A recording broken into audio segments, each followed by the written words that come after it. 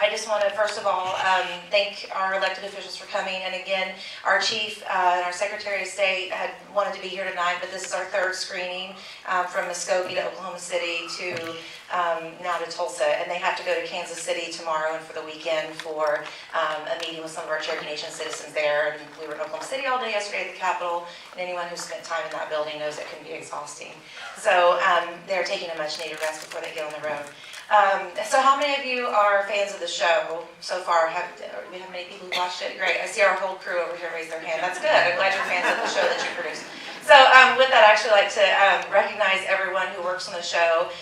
If you guys could just stand up or give a wave if you worked on the show, please, over here. And you will get to know them a little bit better this evening as we go on.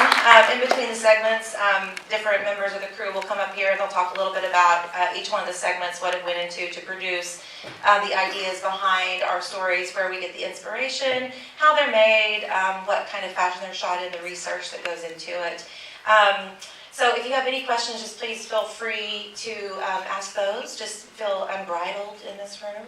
I guess with that, do we have any questions just off the top, I guess, before we even get started about the show or kind of how it came to be, or anything you guys want to ask before we get started? Yes, ma'am. How many awards have you won so far? Oh, yeah, so that's a good thing to kick off. So in our first 3 seasons, we've won 3 Emmys. So we're super excited about that. This is season 4 that we're kicking off. We've submitted Emmy nominations for season 3. We haven't gotten those back, but in our first season, we were nominated for 5 Heartland Emmy Awards. Those are the regional awards, I guess, like the minors before you get kicked up to the pros. We were nominated for 5, and we brought home 1 Heartland Regional Emmy. We compete, I think, in 5 or 6 states for those. Then the next season, we were nominated for 10 and brought home 2. So I don't know what the multiplier is on that, but the expectation's getting higher every year. But as Keith said, we shoot in documentary short film style that is very highly produced, and I think you'll see that as it comes through. Any other questions real quick? Yes, sir?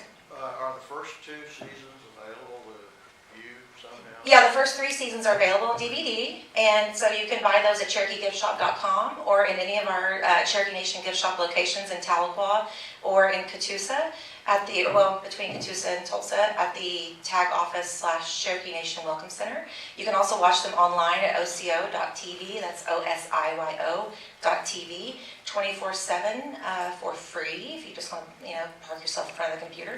We're also on OATA every Sunday at 3:30 p.m. We're on RSU TV at Thursday evenings, I think, at 7 p.m. You can check your listings or watch online at OCO.tv anytime. We're also on FNX, a national network that's in about 22 markets now, nationwide. Any other questions before we get started? All right, we'll just jump right in. So this first story that we have, growing up in the Cherokee Nation, I'm a native, a proud native, maybe too proud native of Mays County. And when I was a kid, I don't know if anybody remembers this, but they used to bring professional wrestling to these small towns. And I went to school at a little small dependent school district called Kenwood. And they actually brought some of these really big names like Sting and Hacksaw Jim Duggan and some of these characters to small towns like Kenwood and Locust Grove, and they would set up their wrestling ring in the small town, and everybody would turn out, outdoor, indoor, in the gym, or on the football field.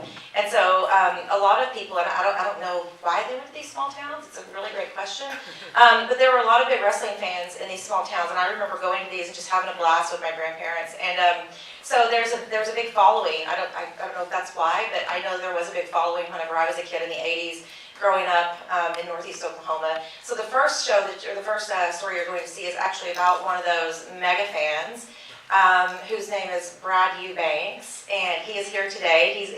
He's given a wave right there. So these are not fictional characters. He's right among you, and you can ask him some questions when we're finished also. But those experiences also inspired this guy right here, and you're going to see his story here in just a moment. So we'll go ahead and hit the lights and go into the first story. Thank you.